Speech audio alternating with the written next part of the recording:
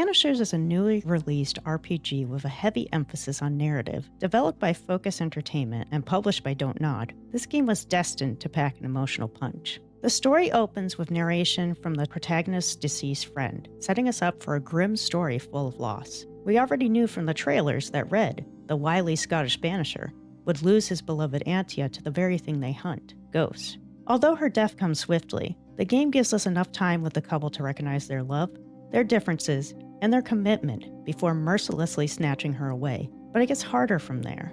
Antia is brought back, in a sense, and with that comes the hardest choice you will make. Do you follow the moral path that Red and Antia have thus far carved and promise a peaceful ascension? Or do you turn your back on the moral compass and promise a return to life at the cost of others? The story is a playful mixture of history and fantasy, set in New England in the late 1600s, but full of supernatural phenomena. As to be expected from any game Don't Nod touches, the character development is solid, ensuring that even the NPCs have their own personalities and motivations. Although you can't speak to every single one, it is always worth checking if you can. They will likely have something interesting to share with you, or even be able to trade. The one area that I thought the game would fall flat on its face was combat, and I am happy to report that I was wrong. The combat is surprisingly smooth. After seeing Don't Nod's work on Vampire and Focus Entertainment's work on Greedfall, I had low expectations for any combat in this game, but so far I haven't run into any issues of clunkiness, awkward delays, or button combinations that don't make sense.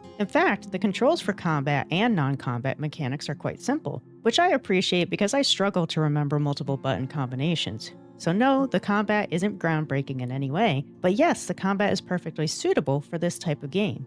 I also believe that there are enough abilities to upgrade into to keep things interesting. Some upgrades are for Red and some are for Antia, and their combat styles differ because, well, one is human and one is a ghost, so what did you expect? Graphics are decent, but by today's standards, they're nothing special.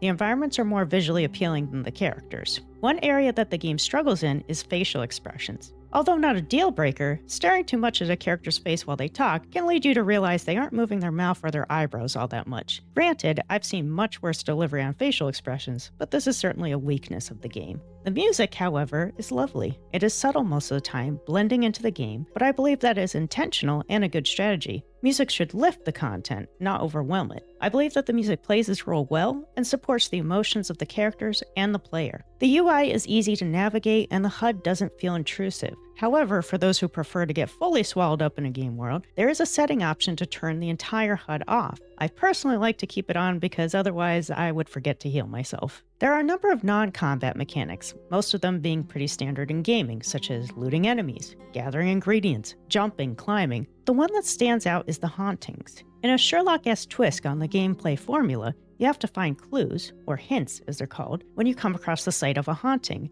and those clues progress you towards finding the source of that haunting. Once the haunting has been investigated and the source discovered, you have a few choices. You can blame the haunting on the victim, which is important if you plan on resurrecting Antia, or you can give the ghost ascension, a peaceful ending, or you can banish them, the ultimate punishment. What you choose will impact the promise you made to Antia. In a nutshell, I think Banishers is a solid game so far, delivering on the emotional narrative us Life is Strange players wanted, while also not disappointing on combat. I'm pleased with the game so far, and I'm excited to see how it progresses. If you're a fan of narrative RPGs, I think you'll enjoy this one. Thanks for watching.